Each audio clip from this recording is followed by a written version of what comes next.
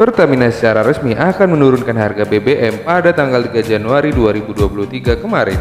Mulai dari Pertamax sampai Pertamina Dex, ada beberapa pertanyaan yang timbul setelahnya di masyarakat. Kenapa harga Pertalite dan harga solar tidak turun? Lalu sebenarnya apakah Pertamina ini untung atau rugi? Sebelum kita menjawab dan membahas pertanyaan itu, seperti biasa tekan dulu tombol loncengnya agar admin semangat untuk membuat video-video berikutnya. PT Pertamina Persero dan juga Badan Usaha Penyalur Bahan Bakar Minyak BBM swasta secara resmi menurunkan harga BBM non-subsidi untuk periode Januari 2023 ini.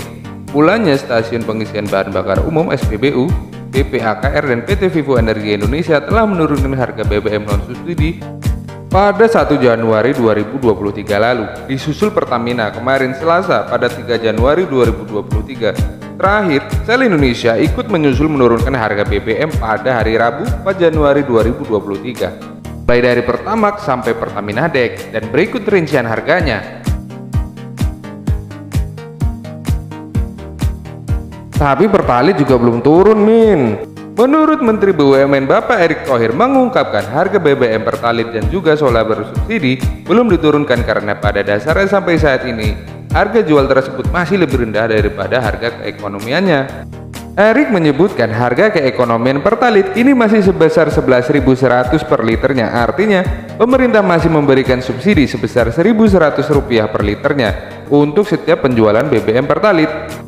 Ini tentu berbeda dengan BBM non-subsidi yang mengikuti tren harga pasar minyak mentah dunia. Untuk Pertalite dan solar subsidi, pemerintah tetap berkomitmen untuk memberikan subsidi sehingga harganya tidak berubah.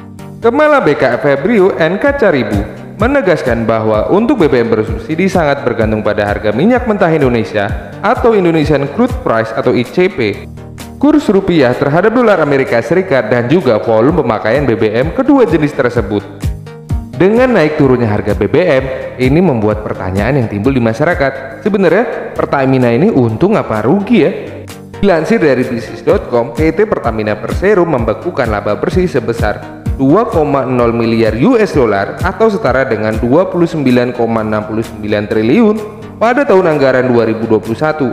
Torehan laba bersih perusahaan plat merah ini naik sebesar 95% dan pencapaian pada tahun 2020 mencapai 1,05 miliar US dollar atau setara dengan 15,2 triliun. Wow.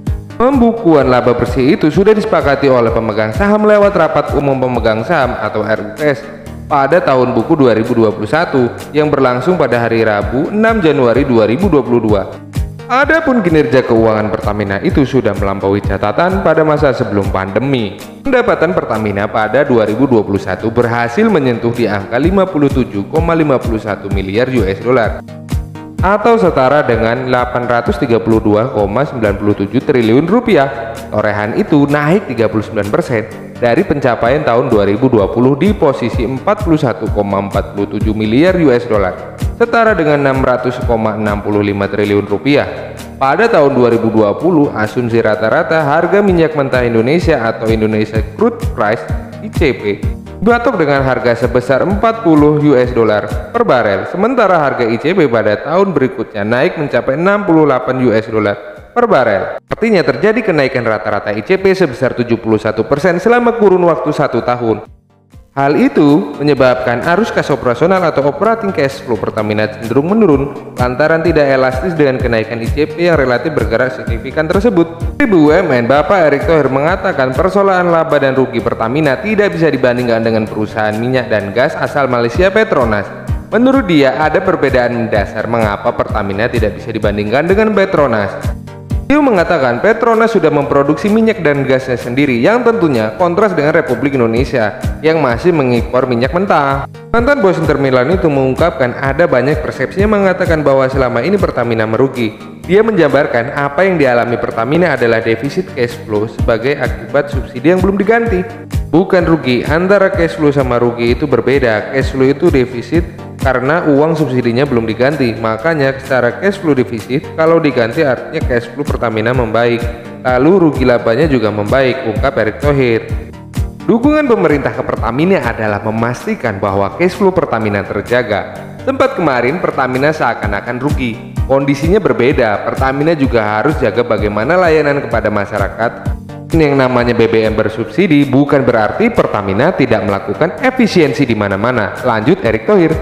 Admin berharap agar Pertamina menjadi lebih baik di kedepannya dan memberikan pelayanan terbaik untuk semua lapisan masyarakat. Demikian pembahasan kita kali ini. Jangan lupa tinggalkan komentar kamu di bawah dan tuliskan pembahasan apa yang ingin kita bahas pada video-video berikutnya.